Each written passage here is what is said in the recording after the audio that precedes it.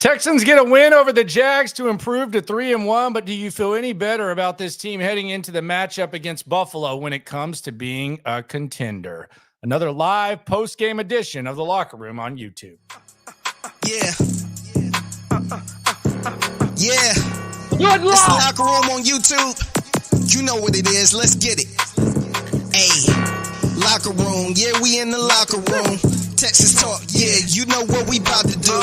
Localize every angle's what we really do. We the source. We the pulse of the city too. Landlocked. Got the game in the headlock. All right, it wasn't pretty, but a win is a win. Or is it? It is the Locker Room, number one source for Texans digital content. I'm Landry Locker. You can see me here throughout the week. Reaction Monday tomorrow at 8 with SNL. Nightly 10:30, and you got videos throughout the day, always on the scene. Be sure to subscribe, like, ride along for the best Texans digital content in the game. So here's the thing that I want to start with on this Texans team. They're 3-1.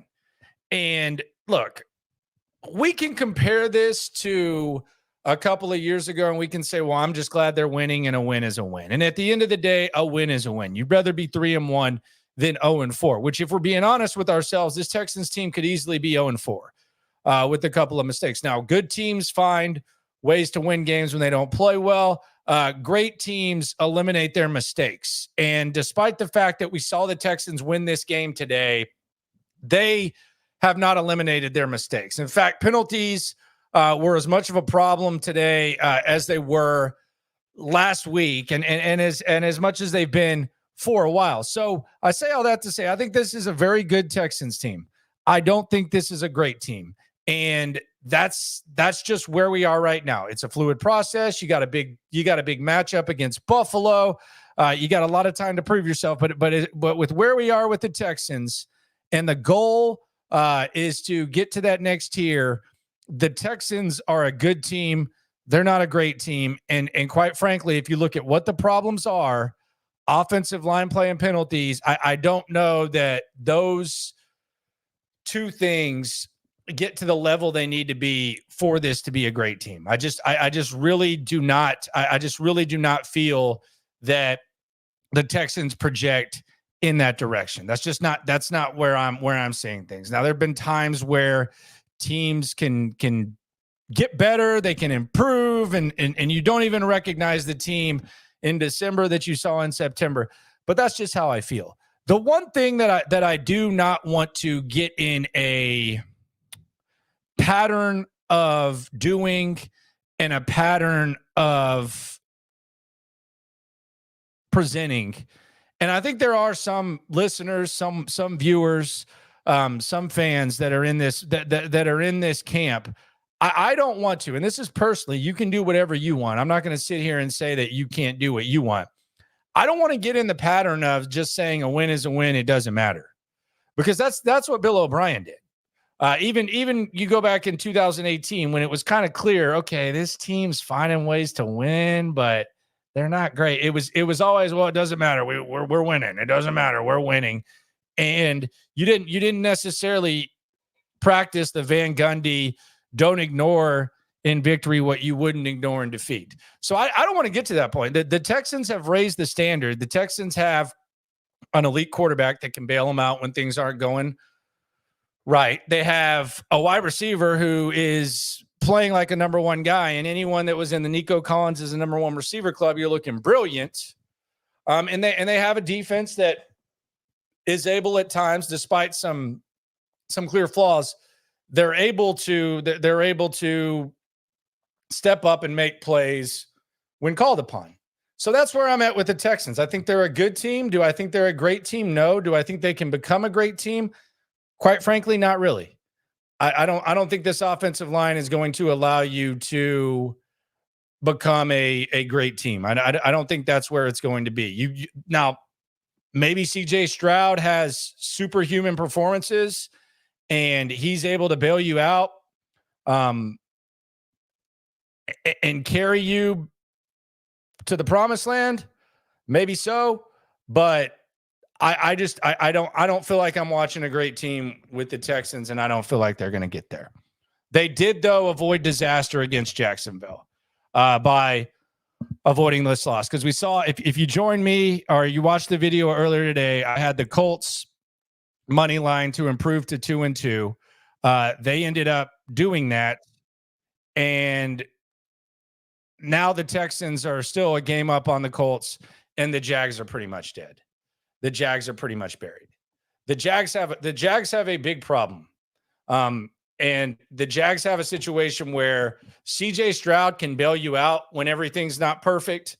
The Jags don't have a quarterback that can bail you out when everything's not perfect, because a lot of the time he's the reason that it's not perfect. That's a hellacious situation to be in. Quite frankly, I know Doug Peterson's going to be the one that falls on the sword. Doug Peterson didn't get the contract that Trevor Lawrence got. I don't know that Doug Peterson was the biggest problem today for the Jags. The biggest problem today for the Jags was the quarterback. He can make the really, really difficult plays, and then he will miss some throws that a lot of third-string quarterbacks wouldn't miss. That's a hell of a position to be in if you're Jacksonville. And you got to just keep churning the head coach until he gets it right or he doesn't, because you can't get rid of that guy at this point. And quite frankly, he's good enough to where you probably don't want to. So it's a bad situation for the Jags. Don't feel bad about it. But you keep hearing, well, Trevor Lawrence has had this many coordinators. Trevor Lawrence has had this many coaches. Well, Trevor Lawrence has sucked. He's absolutely sucked. So that's just kind of where they are. We will recap what went on with the game. We'll go inside the locker room. You're already inside the locker room, but we'll go inside the Texans locker room. We'll also hear from DeMeco Ryans, CJ Stroud, Nico Collins, as well as y'all. And we'll get more into this a little bit more. Do you think the Texans are a great team? Do you think they're a good team? And do you think that they can get where they want to get, which is the AFC Championship game? Let's hear from Titus Howard, though. I caught up with Titus Howard after the game. A lot of criticism of the offensive line. Titus Howard, you can tell he's kind of excited to see Buffalo as well. Here's what Titus Howard had to say.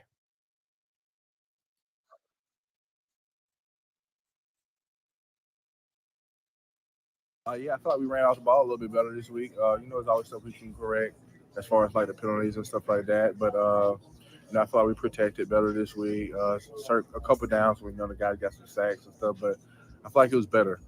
Still got room for improvement. We got to still focus on getting rid of the little things. But the group's only gonna get better week by week. So I'm not worried about that. You mentioned the defense. How big was the defense for giving you all the chance to get that final drive? Man, them boys balled out. They balled out for sure, and that drive was big, man. Those guys when we get in those situations, they always make those plays, and so we know we can count on them. And they see they can count on us.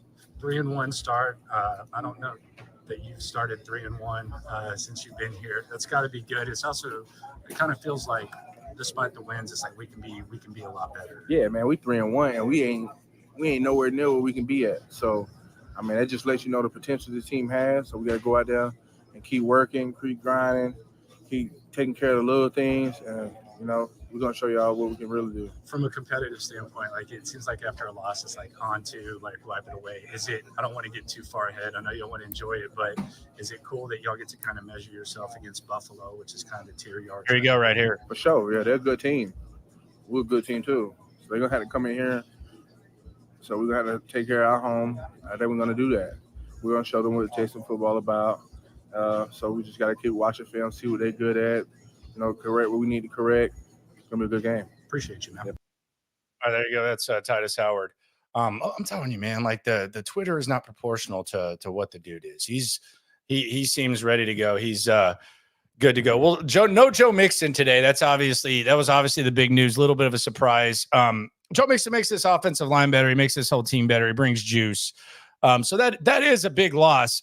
It's a dangerous situation when you're depending on a 30-year-old running back to give you a competent run game.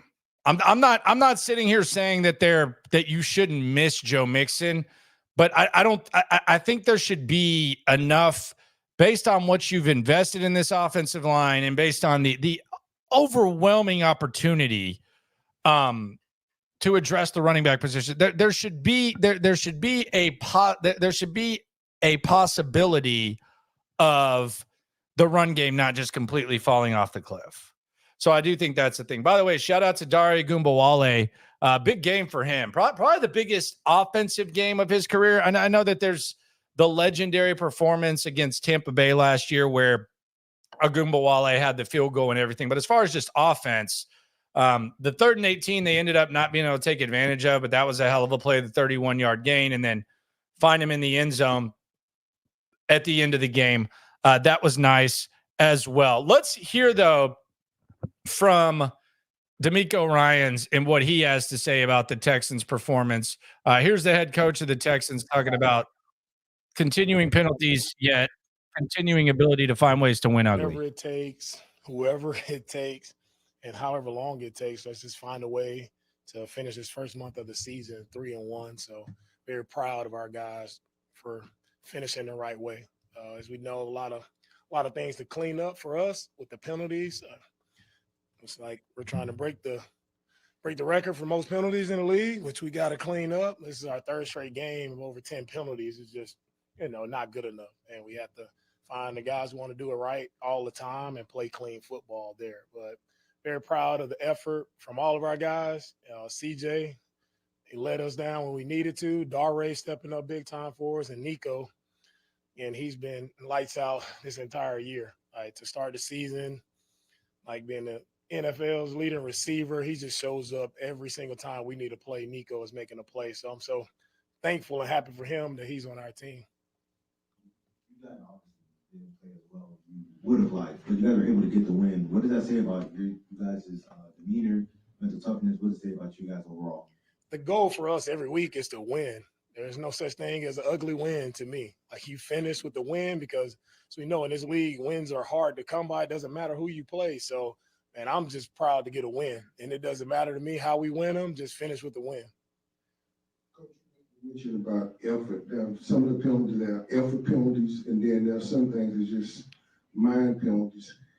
Where do you start to making the differentiation? Because, some of these things today, it's a continuation for the last 3 weeks. Where do you start making from effort and then just mental mistakes that you continue to make? And the penalties that bug me the most, and we have to get off of our tape and off of our team, is the mental penalties. That's the ones I can't stand and I can't go for it. We have to play smart. If we want to be a good football team, you have to play the game smart. And we talk about you want to be a great football team. You're a good football team around the league, and we have meetings on these things, and guys just have to own up to it and be man enough to stand up and just play the game the right way. A lot of them just bonehead penalties that are, it's uncalled for, right? You don't need those. They're not helping us at all. When we had positive things that happened to us, and we're going backwards. We're in field goal range, and we go backwards because of our own mistakes. So again, seem like I'm a broken record every time I stand up here. The Texans have to get out of the Texans' way for us to be a good team. DeMeco, you mentioned a little bit about Nico in your opening statement. Why do you think the connection between him and C.J. Stroud has been so strong as it has been? No, you don't like this answer, but it's simple. Nico is open. So that's why the connection is strong. And Nico he's open, but he's also, he's so competitive at the catch point. He's strong, he's physical, fast, big receiver. That's a easy target for CJ. And Nico has showed up every time we needed him. Can you walk us through any adjustments the defense made on those final 3 drives to force those 2 crucial punts to give you guys an opportunity to stay in the game? The adjustment for the defense is mindset. We did not play with the right mindset on some of those drives, and they were able to drive down on us. It's about mindset, effort, right, and physicality. And I think when we needed to stand up and made a play, we made a play to give our team a chance to continue to be in the game. But we got to get a lot of things cleaned up on defense where we have to get more stops. Now, 3rd down, when we needed stops, guys showed up on 3rd down and made some big time plays, but a few explosives there we can't give up. Nico, you mentioned Dare when you started. Can you talk more about what he did today and really how that kind of made a difference in the game? Dare, he got the game ball, one of the game balls today because, I mean, what a special play there when we needed a play the most to see him catch that pass and take off to get us, on the plus side of the field. That was huge, right? It was huge. And Dare's, again, everybody knows the touchdown he caught, but Dare's a guy who's doing it the right way, a guy that we can count on. And that's the guys I want out there, guys who we can count on, we can trust, and they're dependable. I was wondering if you think establishing a little bit of a better run game would help with some of those penalties they all are struggling with on offense. With the penalties that we're having, it really doesn't matter, run game or pass game. We're getting them all sorts of ways. So it's just us playing clean football, playing smart football, and just getting out of our own way. You mentioned the mindset of the defense was the adjustment. Do you mind just explaining what the mindset was and how you addressed it to shift it and change it? Yeah, it's just guys had to. We weren't playing our style of ball. We weren't stopping the run. We were not setting the edge. The ball was getting outside a few times, and they were able to have explosive runs. We weren't tight, sticky in coverage. Like it was just uncharacteristic of how we play. You talked about Nico Collins and having good chemistry with CJ Stroud, breaking out like he's breaking out. Can you talk about that and what he's been able to do from year to year to year to get to where he is?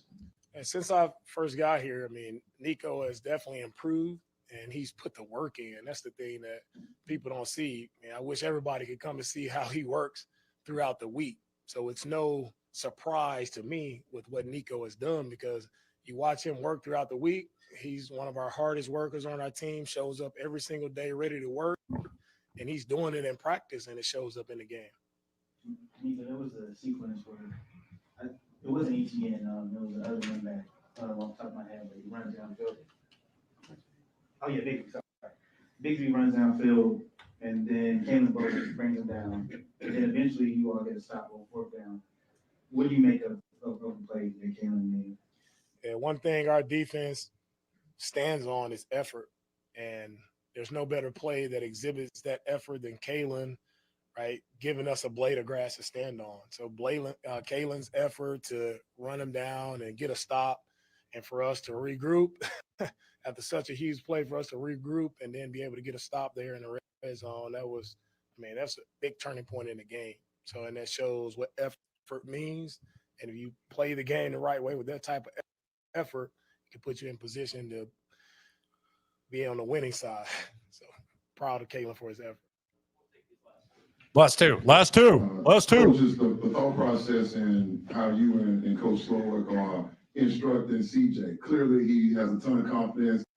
The off-platform, off-schedule throws, the plays going through his mind. Are you thinking cutting the field down half, simplifying the read, or is it just as simple as you're saying, get the ball to Nico, he's down there somewhere? Thought process to coach him through those off-platforms.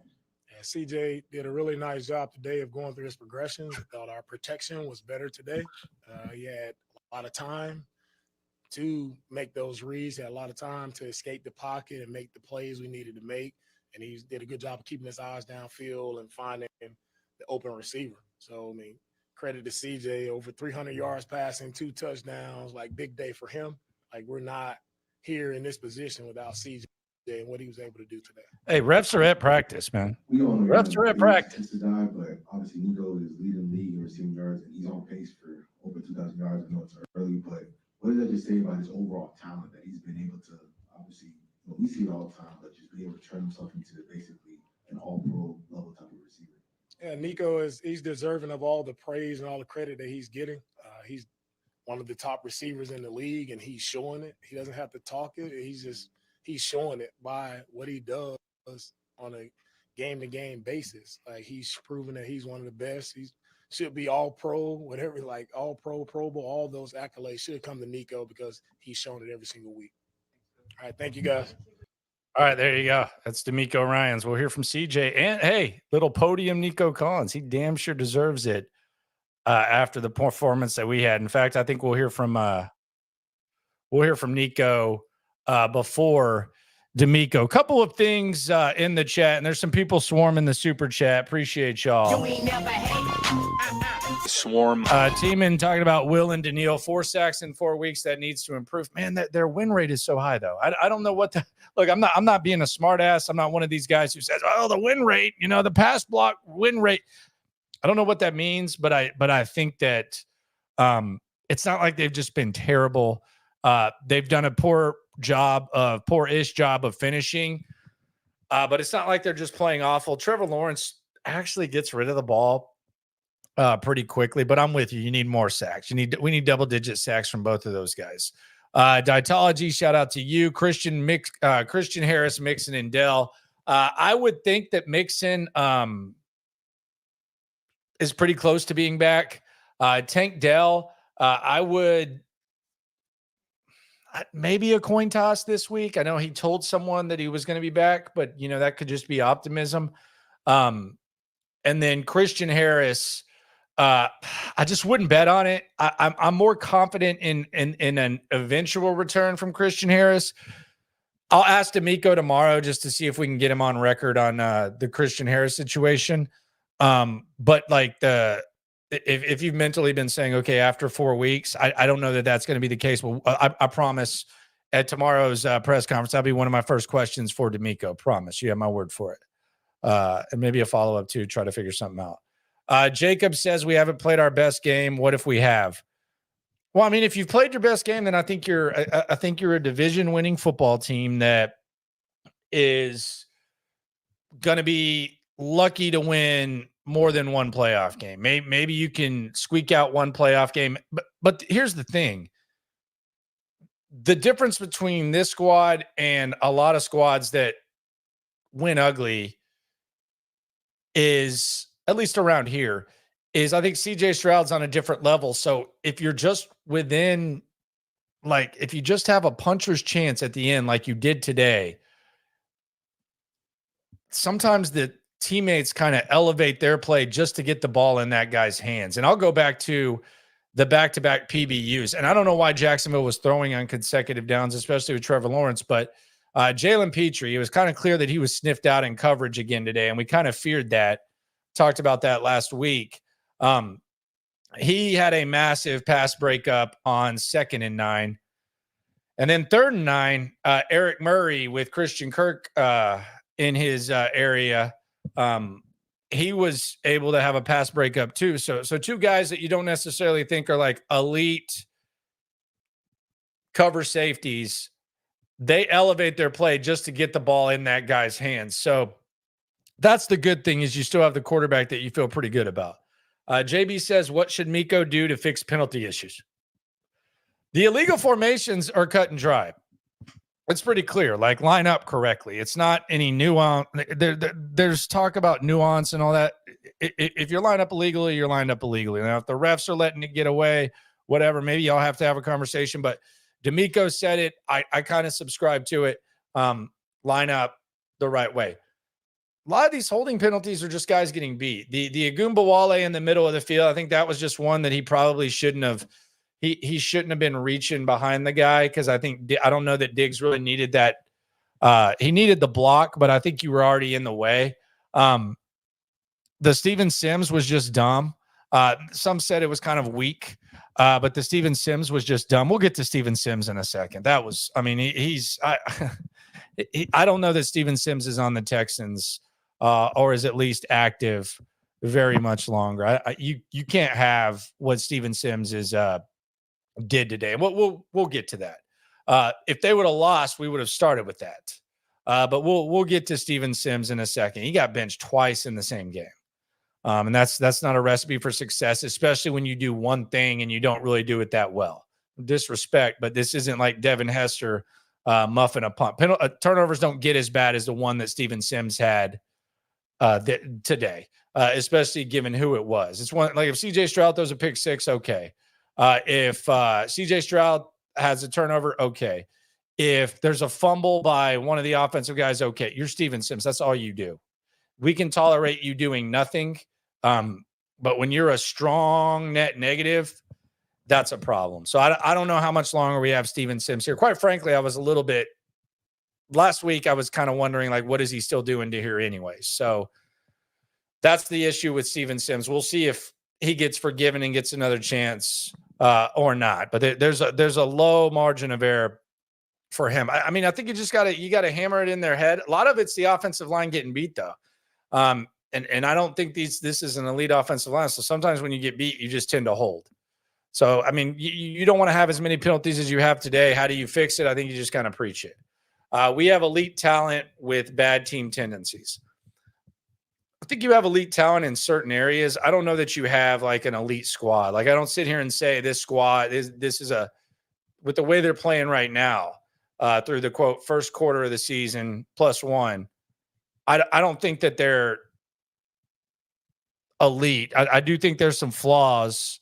But yeah, the boneheaded mistakes are there, and you hear DeMeco talking about it. The first Texans team with mouthy bad boys. I'm okay with penalties. Texans equal bullies. LFG. Yippee-yi-yay. Yippee-yi-o-o. I think Bubba Homeschool's drunk, but that's good. It's Sunday. It's an NFL Sunday, and it's time to go. But shout out to you for your energy. DJ Generation, we are not an elite team. Elite teams would have destroyed the Jags. We are solid right now until they get better. I think that's fair. I think that's fair to say. I don't disagree with that. Be sure to swarm the like button. Be sure to subscribe. Be sure to like. Be sure to ride along. Let's just kind of start with the recap, and then we'll get into DeMeco. We'll go through the first quarter of the game because I thought it was a little bit significant, and then we'll go to Nico Collins, and we'll hear what he has to say. The big news of the morning as you woke up, you got your coffee, you hopped in the car. Adam Schefter had the report that Joe Mixon was going to miss this game. We thought maybe he would try to give it a go, but Joe Mixon probably got to wait a little bit longer. Despite the Friday practice, no Joe Mixon. So immediately you start thinking, okay, are they going to be able to run the ball? Are they going to abandon it? Like, what are they going to do? But there was no Joe Mixon. Then the game kind of started. I got to tell you this. I don't give a damn what anyone does. I'm not sitting here. I'm not the mouthpiece of telling fans to get there early. I'm not telling anyone what to do because there's been times where I've been in the stands or hell, I've been wandering around and I'm not in my seat. I'm double fisting beers, taking shots, hanging out, checking out the start of the game on the TV. But I got to say, the crowd for this game at the start and really throughout wasn't that was pathetic. And the craziest thing about it is, and bless these guys' hearts, whoever has to work on the production, the introduction for the Texans, whoever has to put that thing together, I feel very sorry for them because it has to be like building a badass house, like a 15,000 square foot house, and nobody living in it and nobody buying the house because they had a badass production going and there was no one in their seat. And I would actually make a suggestion for the Texans production crew. I know a lot of times they'll listen and they'll at least like I'll run into them. They'll be like, "Hey man, blah, blah, blah." Turn out the lights. You see some of the places with like the lights out and stuff, and then the cell phones. First of all, with the ass performance of the late arriving crowd, which again, do what you want to do. Outside of like a night game or like a Monday nighter or something like that, I think it's just going to be a noon game thing. It's just a Houston thing. Turn out the lights, dim the lights, whatever you got to do to make it dark in there. And I know it's tough with the sun and everything, but do that and it'll look a lot better. It'll look a lot cooler because it was pitiful. I mean, it almost felt like, I don't know, who's a big singer or something like that. Like it almost felt like there was a big time singer on stage and nobody was paying attention. They put so much into it. They had a mariachi band. They had Toro go out there. They had this badass graphic that you could barely hear. And the stands are maybe 20% full. So my suggestion is turn out the lights. Just turn out the lights like they do in NBA arenas. It's what they do in the WWE. WWE, they will dim lights where there's empty seats. Hell, they have seat fillers. They have like people, I've done this before, where you go to a WWE event and where if there's like a empty seat on the TV, you go sit in that TV. The Texans can't do that, but just dim the lights. And I couldn't imagine being a player like Cade Stover or CJ Stroud or Nico Collins, or, I mean, pick a player that went to like a big time college football school where there's like 100K deep and they're rowdy as hell, and you put together a season like they did last year, and and it's supposed to be a football state and a football town and all that crap, and you're running out of the tunnel with wasted production. It's not like this is like some ass atmosphere where they're not spending money. They probably spend as much money on the introductions as anyone does. And you're running out there and there's like 15,000 people spread out over a 75,000, whatever the hell it is, venue, with a few claps and a few coughs. That's got to suck from a player's perspective. From a fan's perspective, do what you want to do. It's just a Houston thing, but it's pitiful, especially whenever opposing teams come through. Like people are laughing at you. And again, I'm not, hey, you got to get your ass in the seat. I'm not that guy. I'm not that guy. You do whatever the hell you want. But I'm looking at all point of views. So I respect the fan point of view. If you were in your seat, congratulations. But from a player point of view, man, that's got to be an ass feeling, especially when you see the Chicago game. I will say this, though. Whoever designs Houston roads is the biggest moron in the history of the world. I don't know what you're doing. I don't know. Like, even when they do construction, like that 610 up there before the mall, whoever designed that, I wouldn't let you use a 4 and under Lego set, because you're one of the biggest idiots I can ever imagine. One lane. That's what we were shutting down the road for. Pathetic. But yeah, I digress. But that's just kind of what it is. So the Texans get a stop to start the game against the Jags. They forced the Jags not to go 3 and out because Christian Kirk was able to get loose to move the chains. But then they forced a Trevor Lawrence incompletion, a perfect blitz dialed up by DeMeco Ryans. He was actually opened.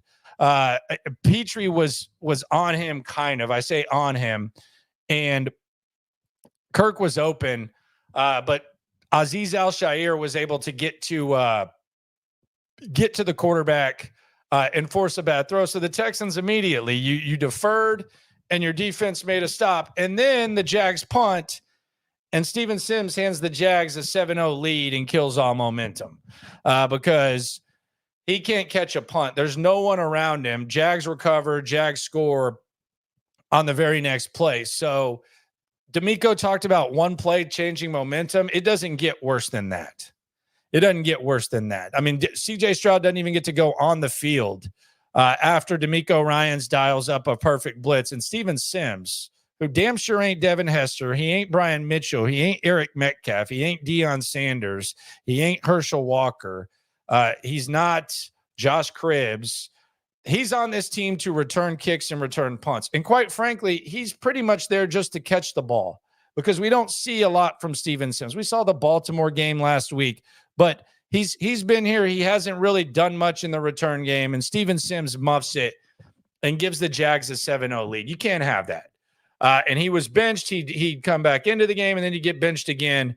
We'll hear that in a sec as this recap continues. It is the Locker Room, number one source for Texans digital content. I am Landry Locker. Be sure to subscribe, like, right along for the best Texans coverage in the country. Now, the Texans did respond, and they ended up tying it at 7 on a heavy dose of Nico. Wide receiver 1, Nico Collins, no questions asked. You had Akers with 6 yards combined on the first 2 carries. Nothing on first down, second down. He did his thing, which would kind of be a start and finish to this drive. Then you had Nico for 18 on 3rd and 4, then Nico for 12, then Nico for 12 more. So already 32 yards from Nico Collins. And then Akers for 9 yards combined to make it 3rd and 1. And then you have Stefon Diggs, first rushing touchdown of his career. Looked like he was maybe going to throw it back to CJ Stroud.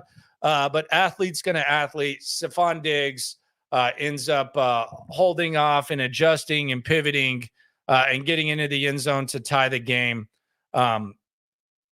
at 7. Then the Jags kind of moving the rock a little bit, and it did appear that they were sniffing out Jalen Petrie. Bigsby in early for Travis Etienne. He kind of hurt his shoulder. He would return to the game. Christian Kirk moves the change. You could see DeMeco Ryans on the sidelines freaking out. Don't know if it was an alignment thing. Not sure if he was trying to call timeout, but DeMeco Ryans freaking out on the sidelines. Christian Kirk moves the chains. Then Bigsby kind of jukes Stingley. He gains 22 yards to the sidelines. Then the tight end Strange for 12. And then Trevor Lawrence. We saw this week 1 where Anthony Richardson missed Adonai Mitchell. So a quarterback with a lot of question marks about accuracy misses a rookie receiver. This was the remix. Another one. Trevor Lawrence misses Brian Thomas Jr., who, by the way, is a badass. He misses Brian Thomas Jr. for what would have been a touchdown, but the Jags have to settle for 3. So Trevor Lawrence doing Trevor Lawrence things. Then we had an interesting situation. I don't know how y'all feel about this. Hindsight's 2020. If the Texans would have ended up losing this game, I think we probably would have heard a little bit more about this. But what did y'all think of the Texans electing to punt rather than attempt a 59-yarder with Kaimi Fairbairn? Now, look, I don't think a 59-yarder is a chip shot. I don't disagree with this. It's just it's just an interesting dynamic because you've seen DeMeco turn down 4th and 1 to kick a 54-yarder. You've seen him turn down 4th and 1 to kick a 50-plus yarder. Punt versus 59 yards when you kind of try. I don't know. It's just interesting when Fairbairn is and isn't trusted. It would have been weirder if it were like 54, 55. I just don't know what the limit is because right there you have Fairbairn kicking well despite the miss last week, and you turn down the 59-yarder. Then we had Steven Sims get benched. Robert Woods goes back to return punts. This was apparently just a first half thing because we will see Sims return. And then we had Laramie Tunsil limping off the field. Laramie Tunsil exits the game. Blake Fisher enters, and the Texans on the first play of Blake Fisher, it's 3rd down. CJ finds Dare Gumbawale, and that drive gets capped off. There was a Nico penalty, really, really big penalty in the end zone. A hold wasn't catchable, but they called the hold. And then he ends up finding Collins to make it 14-10. Texans take the lead. However, the Jags, they had a field goal, but the Texans take a 17-13 lead to the half as a result of getting the ball with 3:49 remaining and ending up settling for a field goal. Now, this is something that I did notice, and I haven't really heard too many people criticize this, but I actually think at the end of that first half, I think DeMeco and company mismanaged the clock. And this isn't a hindsight situation. This kind of played out in front of me, and you could kind of hear guys in the press box wondering what the hell he was doing. But there was a play to Nico Collins with 2 minutes left that ended up getting the Texans into Jags territory and into field goal range. You had Nico across the middle for 23-yard gain. It was just incredibly impressive by Nico Collins. The Texans snapped that ball. It was the first play after the 2-minute warning, and they ended up not snapping the ball until 1:15. So they let 45 seconds run off of the clock in that situation, and they had all 3 timeouts. So you let 45 seconds run off of the clock there. As a score, like a touchdown would have made it an 8-point game, and you're getting the rock back. But the Texans ended up having to settle for 3. And the most frustrating part about it is they actually ended up having to kick a field goal on 2nd down, and they took a timeout with them into the locker room. So I don't know if DeMeco put that in his Gatorade. I don't know if maybe he hung the timeout on the wall. I don't know if maybe there's like some sort of coupon where if you give your timeout to the clerk that you get a discount. I don't know, But 2 minutes left. You're trying to score. CJ Stroud finds Nico Collins with 2 minutes remaining, and you don't snap the ball till 1:15 when you have all 3 timeouts. That's poor clock management, given the fact that you just gave up 2 extra downs. You would have had 2 downs to score had you not done that. So I actually thought DeMeco mismanaged the clock in that situation. Use the timeout. They did not, though, and they don't carry over. You use it or you lose it, and they did not use it. And a lot of times you don't want to use it just to use it, but I thought DeMeco mismanaged that. We'll get into the second half in a second. Got some people swarming the super chat before we hear from Nico Collins. Let's get to the super chats. Swarm. Astro World lot changed to a parking lot with 2 trims. Yeah, they've done a good job on that. I actually think that's an underrated resource. Love ya, Yankee Blue LFG. Talking about the uniforms. Still don't like those home uniforms. Why isn't the Texans offense better this season? Not blocking well, not running the ball, not consistent. No Tank Dell, no Joe Mixon. Pick a reason. Spooky, appreciate you, my friend. David White. Shout out to the few in section 650 that helped me lose my voice and helped out our defense in crucial moments. Fans need to wake the F up at games. Fans can do whatever they want, but it is thin. It is thin in those stands, especially at noon games. Landry sus. Appreciate you. Let's hear from Nico Collins. Hell of a game for him. He's wide receiver 1. They definitely got the bargain. So if you were pro Nico, you were right. Play breaks down. It's like just finds you automatically how. I feel like, man, we just work scrimmage drill. I schedule plays every day in practice before we're gonna start. That's like every day. So you really don't know where he's looking. You know, you're just trying to find an open void. And but 7, man, he's special. You know, he's the type of guy that's going to extend the play. Always looking downfield, so I feel like the play is never over. So also always got to find that void and the hole, man. And 7 ain't gonna find you. You know, so that's what we've been doing. The offense had 6 possessions, 6 punts or 5 possessions, whatever it was, had nothing. And then on the last possession, you had 6 first downs, 69 yards and a touchdown. What happens on the last possession you're able to do? Yeah, man, it was one of those like we just had to dig deep. We had to put our minds to it. You know, really, who wanted more? You know, we was backed up. You know, down by 3, and we know we needed a touchdown. So I feel like, man, with in that huddle, man, we talking to each other, man. Like, let's go. You know, this is what we train for. This is what we going out there in practice every day, straining for. Out there in the heat, you know. So in these moments right here, it's easy. And so that we all lean on each other in the huddle, man, and just taking one play at a time, and out there balling. You know, out there got the dub, man. I feel like that was the most important for us. Nico, your coach was saying part of what makes you a great target is how competitive you are at the catch point. Mm-hmm. What goes into building that? Mm-hmm. Just whenever the ball in there, just go get it. It's yours, you know, and you gotta be aggressive at the catch point, aggressive hands, and just go get it. You know, so that's my mindset every time. You know, your opportunity come. You know, you just never know when the next one's gonna come. So whenever the ball comes your way, just go get it. You know, have your first down celly ready, and move the sticks for the team. So that's my mindset. You know, whenever the ball in the air, just go get it. Nico, 15 catches, 3 out of your 4 games, you have over 100 yards. Now knowing that this is possible and how consistent you've been, is that your new standard moving forward? Yeah, it is. I feel like my standard, man, just continue to be me, continue to submerge in the deep end, you know, block out the distractions, continue to be myself, continue to find the things I need to work on, which is everything. I feel like there's always room for improvement on your game. So my mindset, man, don't get comfortable and continue to build, continue to take care of my body, continue to be available for the team, you know, and just let the rest be the rest, you know, let all the pieces fall in place. Yeah. You know, through the first 4 weeks, right now, you're on pace for almost 2,100 yards. You just hear your name and numbers like that. DeMeco prior said that, you know, you deserve all the praise, all Pro Bowl. What kind of goes to your mind when you hear these type of numbers, these type of accolades that you start?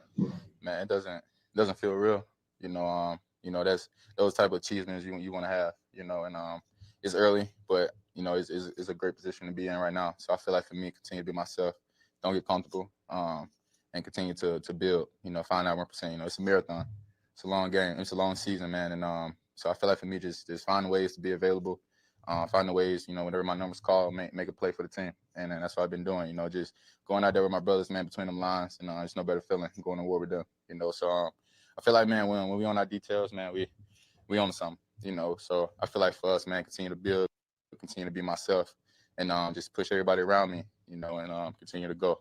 So that's my mindset right now, and just be 1% every day and don't get comfortable.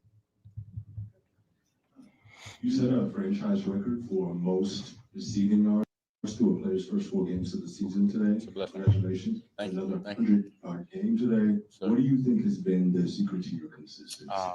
Just your like I said, man, existence. just not getting comfortable. Secret to your existence. Every step between them lines, man. Man. It's what you live for. The same game you're playing your entire life, and so it really come down to how much you really want it, the details, and continue to strain. So it's a long season marathon. It's not easy. So it really come down to your preparation.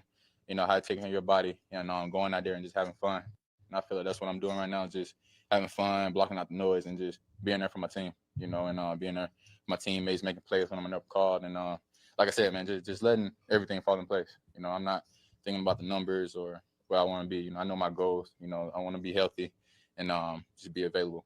And just let the rest be the rest. So continue to build, continue to be myself, and thank God for everything.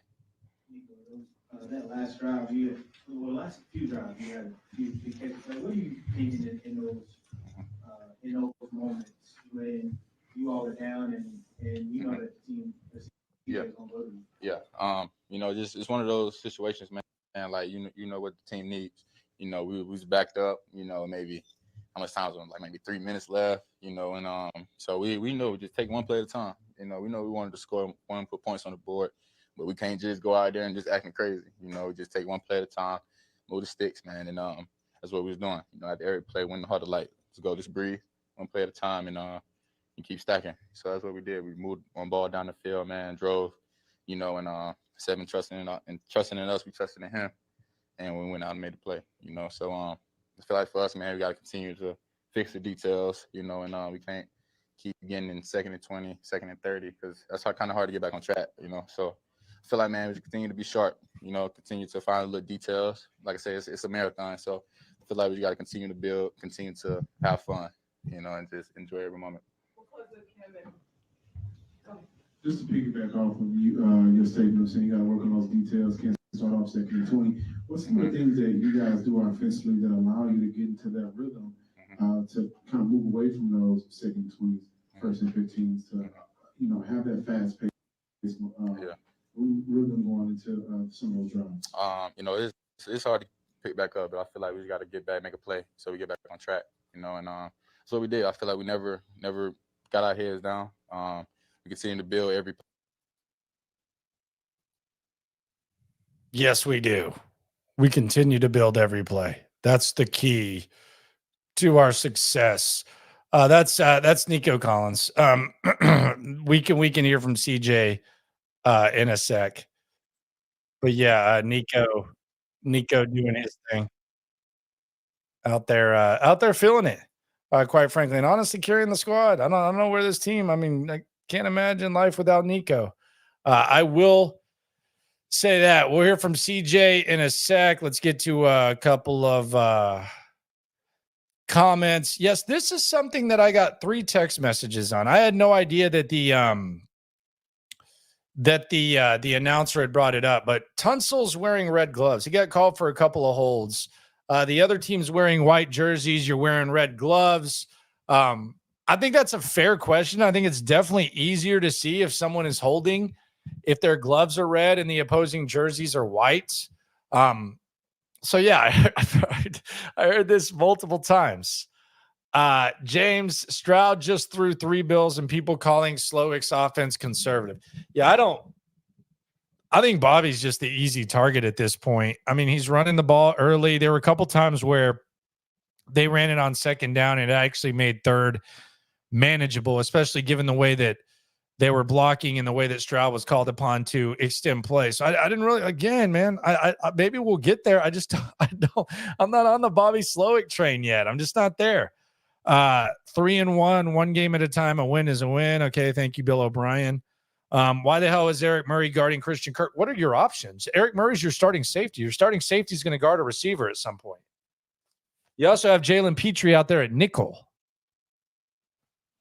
I mean, would you rather have him on Brian Thomas? Like, what do you? How do you think this works? It's not like basketball man to man. There's a lot of movement. There's positioning.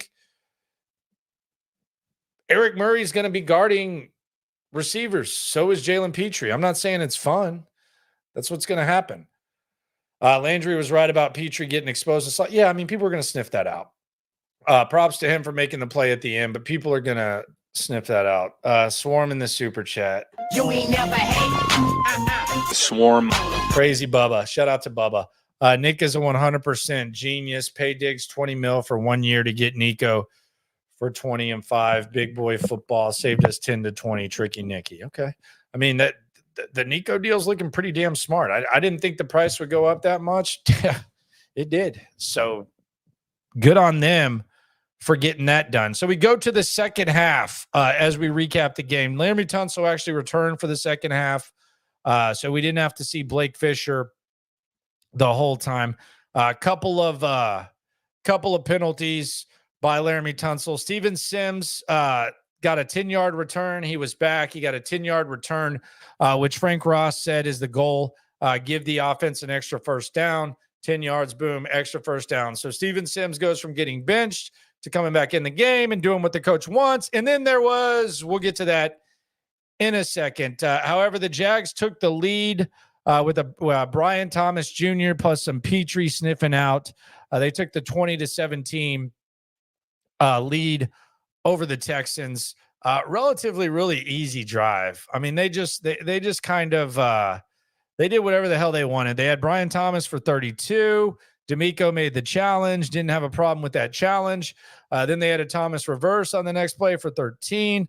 3rd and 4. They sniffed out Jalen Petrie. Christian Kirk scored a touchdown, and they took a 20-17 lead. Then the Texans offense got a little bit stale. And at the end of the game, with the Texans looking to take the lead, there was a moment where it just kind of felt like it was meant to be, where CJ found Dare Gumbawale on 3rd and 18 for 31 yards. However, you've heard this a couple of times. Penalties push the Texans out of field goal range. No chance at tying it up. They have to punt. They force the punt of the Jags, and then Steven Sims, you can call it tic-tac, whatever you want. It was out of bounds. Gave the little elbow. You could immediately see the ref throw the flag. Steven Sims picked up a 15-yard penalty before the crucial drive, and he was benched. He would not be back in the game at all. Then you want to salute him, because there's times, and there'll probably be more times, where we talk about them struggling in coverage, but you had Jalen Petrie and Eric Murray back-to-back PBUs, and then CJ Stroud finds Dare Gumbawale with 18 seconds left, gives the Texans a 24-20 lead. They never really looked back. And by the way, should it have been 26-20, the -5.5, there was a lot of controversy. Not sure why they didn't rule that a safety. I think the ref might have a Bet US account, and he might have taken the Jags plus 5.5, because that damn sure looked like a safety to me. I don't know what happened there, but I just know there was a lot of interest in that. We got to get to a sad reality before we get out of here. We also got to talk about some other things to keep an eye on when it comes to the Texans. But first, let's hear from CJ Stroud. Here's what CJ Stroud had to say after the Texans got the dub, in large part because CJ saves all butts. I'm playing. See it, just what's going on through your mind as you guys watch that to set you guys up to have the moment you had. Yeah, that's a huge play, man. Like, NFL is about, it's a game of inches, a game of yards. They come down to, small details that we always talk about. And, DeMeco always talks about, man, just give us a blade of grass to stand up on. And, I trust in our defense to come up big, and they did, man. So, shout out to Kalen playing really well. As a rookie, I know how hard that is. And so I'm really proud of him, and, being a West Coast kid, I know how hard and tough, he is, and how he works hard. So, man, I'm just super proud of him, and, he got a lot of success on his way, because, man, he's making a lot of plays. CJ, the final scoring drive that led to the winning touchdown, was there something different that you saw in that drive, or was it just that you were in 2-minute offense mode? We honestly didn't even go into 2 minute, but we were just clicking now. Like, I know you guys are gonna ask They me, were but in we no got to hurry stop moving at all. backwards. No hurry. There was no 2-minute And I mean, offense every there, time sir. we do I that, don't know we what you're put watching, ourselves my in a hard friend. position to be efficient. And I feel like whenever we are on the green side or we're doing well away from penalties, we're moving the ball against anybody. So I definitely think that last drive we just did a good job of staying in front of the sticks, taking what I seen and running when I needed to and whatnot. So I think we were just locked in. Defense gave us another shot, and that's all we needed, man. So just like they got our back, we got theirs. You talk about, and I know you're going to be asked this lots of times, but in terms of your relationship with Nico, it's not always pretty, but it plays works out. So now you're able to find him. Talk about y'all's relationship. Man, it's Bubba, you're it's crazy, grown. man. I always go I back love to like you, when I but you're first met crazy. Nick, throwing on the field, doing OTAs, and I told him, man, like you're a superstar, and I'm gonna make sure people know that. And I feel like ever since then, like man, he's had a swag and a confidence, starting from last year, and it's just rolling it now. So he's been big for us. He's always somebody that I lean on, like when I'm ever like just looking down or whatever, he come up to me and he don't do too much. Like he just be like, "Hey, Merrill, like you good? You know who you are." And he always give me confidence, just like I give it to him, because he's just a heck of a player, man. I'm super proud of him. I was told that he was I think he was leading franchise in 4 games. Man, that's huge, bro. With all the great receivers we had, so come through this Texan organization, man. So I'm just I'm very very happy to be a part of his journey. Talk a lot about the backyard plays that y'all made. And it seems like a lot of them are made to Nico. I guess how comfortable is it to have somebody, when things go What if he's like, it crazy and nobody's sucks? looking, he's on Sucks. How comfortable it sucks. Yeah, honestly, it's like I look for that for everybody, but it's just Nico is somebody he's quick on his feet, and it's kind of crazy because we worked on that from last year, just trying to get that down, or just that's why I feel like I could have elevated my game in a sense, was there scrambling, looking down the field, and then really just as an offense, you know what I mean? So, Nico is definitely at the forefront of that. He's eating off of scramble drill and whatnot, and but I think a lot of the other guys are getting open too, and they'll be able to eat off that as well. CJ, when you look at the defense, second half, less than 200 yards allowed, one scoring drive, big stop at the 1 yard line. Just can you talk about their performance to get the offense second opportunities to be able to keep this thing close and actually pull it? Man, they played their tails off. It's not always perfect. It's not always how we draw it up, but that's the NFL. Those guys, the Jaguars are a heck of a team. I don't think that their record, shows who they are. They've had some injuries and things like that. But they play really hard, and I feel like when it's a division opponent as well, it makes it a little harder, just because that means a lot for the playoff run and everything like that. But we got the stack and win. Me and Aziz were talking like we got to play complementary football. When the offense is down, the defense got to pick us up. When the defense down, offense got to pick it up. And special teams got to blanket everything. So we got to play 3 phases of football, at a high level, and we got to clean a lot of things up. But the defense played really, really well today, I thought. Hey, CJ, can you talk about kind of what goes through your mind when you talk about you guys stop going backwards, but how you're able to stay so calm and focused? What are you thinking in those moments where you're like, you got to make a play? Can you take us through kind of your mindset? Yeah, it's kind of funny. Like last night in chapel, our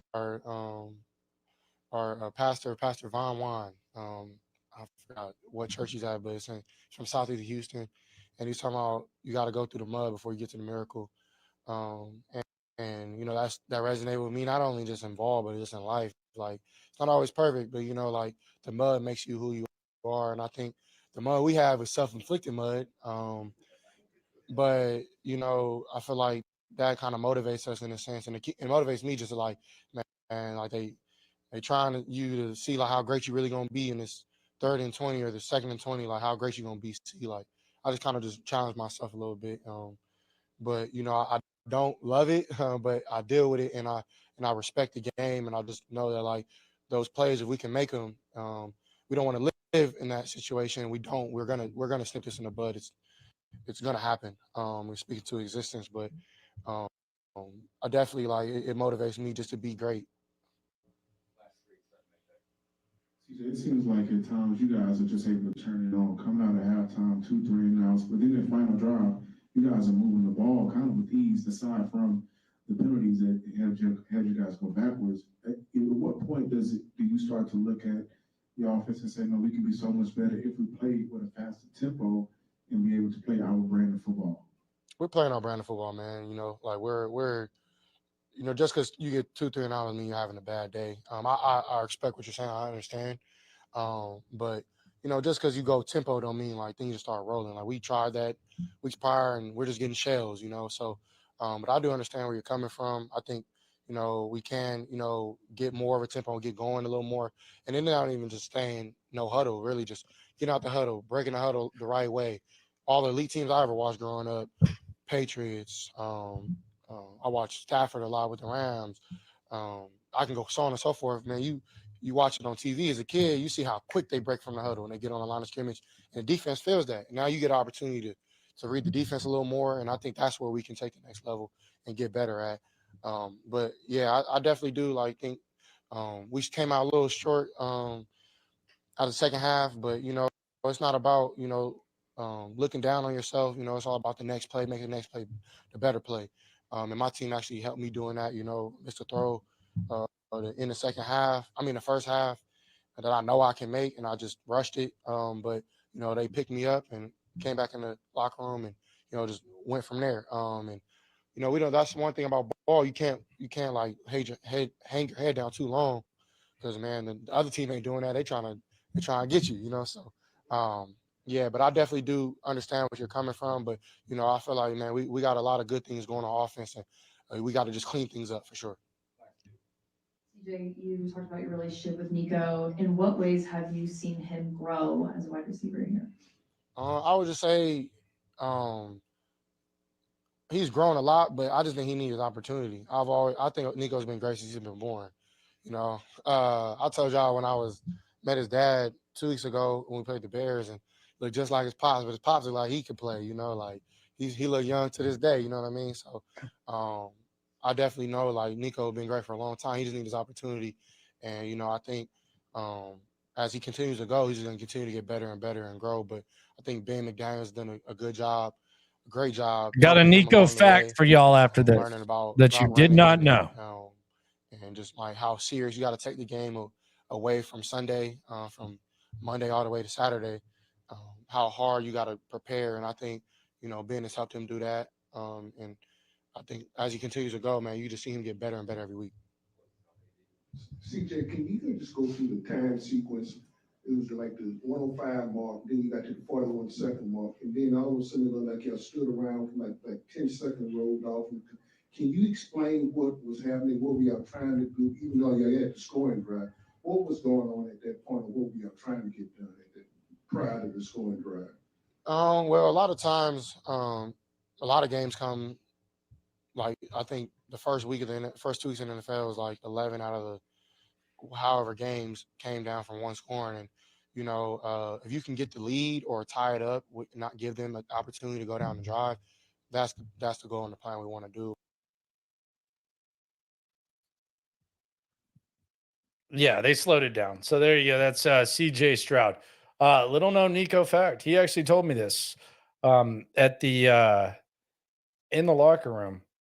His real name's actually Dominique. It's Dominique Collins. So Nico is actually a nickname. His government, his birth certificate, his name is Dominique Collins. So there you go. The more you know.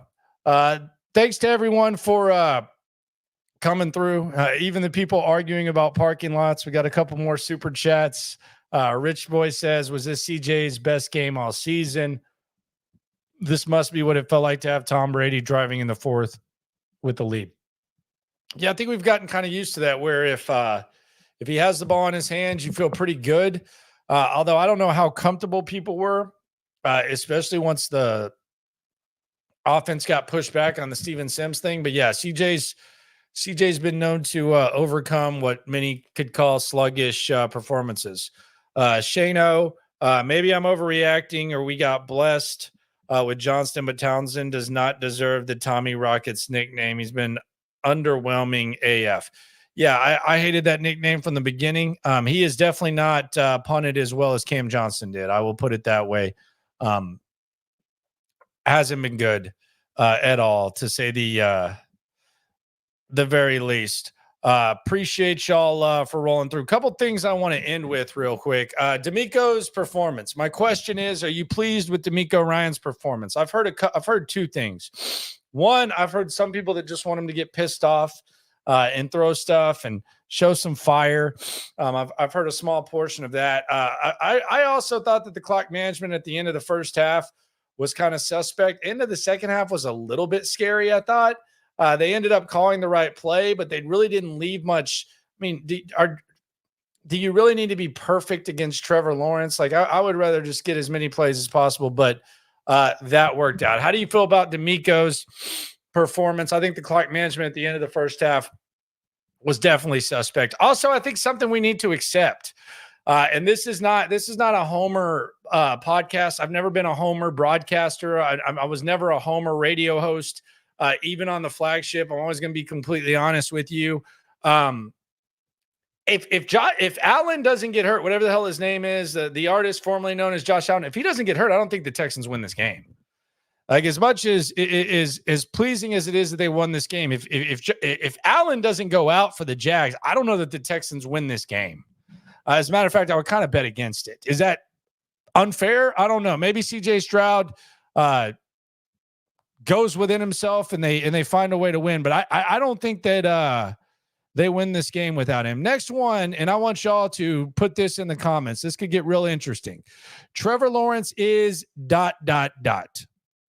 What is Trevor Lawrence? Trevor Lawrence is ... Tell me what you think about Trevor Lawrence. Trevor Lawrence is ... I don't want to say he's just ass, but he is ass over the course of some times. And then he makes throws that I don't think anyone can make. It has to be a weird experience with Trevor Lawrence, because he'll throw like absolute just boom. Oh my God, look at that. And then he'll miss 3 touchdowns. And I don't know if it was a read or not, but the play that ended up with the Jags turning it over on downs, I actually think that it looked like it might have been a zone read. I don't know if it was a 100% designed run with the halfback or with the running back, but it almost looked like he thought that he could have gotten into the end zone. I'm not quite sure what the hell that was. But that was there. I just think he's frustrating. If I were Trevor Lawrence, thank God for him in this division, but I just think he's kind of frustrating. Looking at some of the answers with Trevor Lawrence, Ryan Fitzpatrick with long hair. It's actually not a terrible comparison. An enigma, ass. He spins right into sacks. They're going with that one. The destroyer of coaching staff. Trevor Lawrence is a system QB. So yeah, there's a lot of things you can say about Trevor Lawrence. Next takeaway: Laramie Tunsil red gloves. I did not know this was a thing. Red glove gate. Laramie Tunsil wearing the red gloves. Very interesting. And the final thing I'll say this, I said, and I started the show off by saying this, I'm just going to say it now. I think the Texans are a good team. I don't think we can say that they're a contender right now. And I think there's context clues that show that that's going to be a difficult task ahead, which starts with a matchup against the Buffalo Bills. Buffalo unbeaten right now. I think they got a very strong chance to lose to Baltimore today. It might actually go to BetUS and log that bet. By the way, if you rode with me this morning, I took the Colts money line. That was plus 120.